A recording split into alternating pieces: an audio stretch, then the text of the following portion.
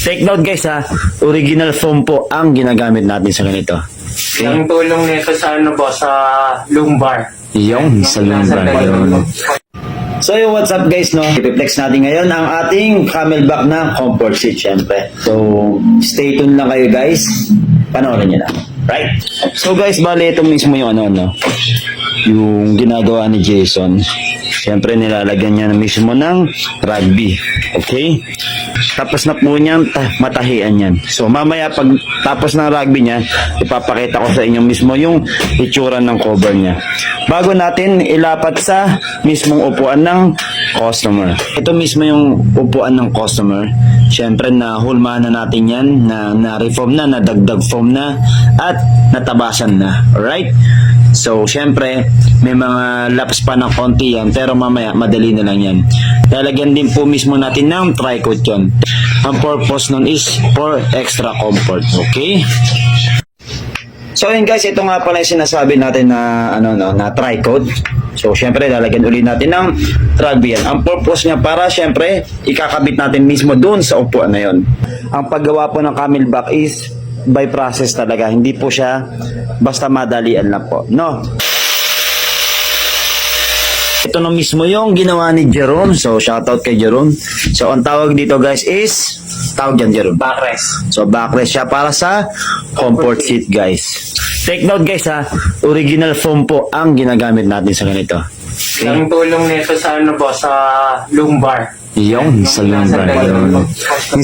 Yung lumbar na sinasabi ni Jerome guys, yung sa may bandang yan, makikita natin sa lower back natin, yung mismo sa may pinaka-buto natin, sa pinaka malapit sa pet. Alright? So tapos na po tayo sa reform. Siyempre, yung kulang, yung backrest guys, dito nilalagay yun.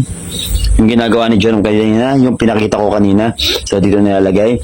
Ito na po na hulmahan na ni Jason, natabasan na maayos at na-reform na niya. So ito yung kinakabit niya is para sa seat cover na mismo. So syempre ang ginamit natin na cover is Italian leather o mas kilala sa Monte Carlo. So ang tawag po nito is comfort seat. Mamaya guys, papakita ko na sa inyo yung kabuuan na itsura niya.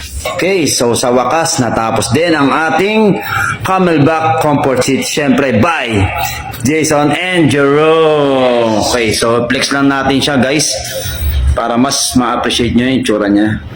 Napaka-quality naman talaga. Okay.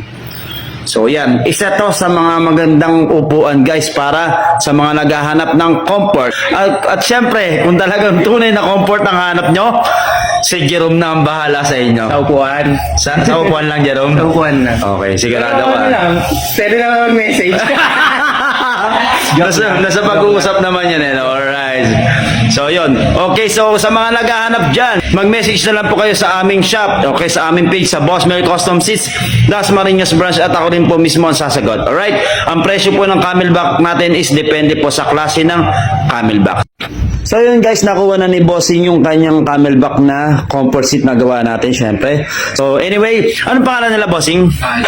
Oh, taga Cebu sila sir.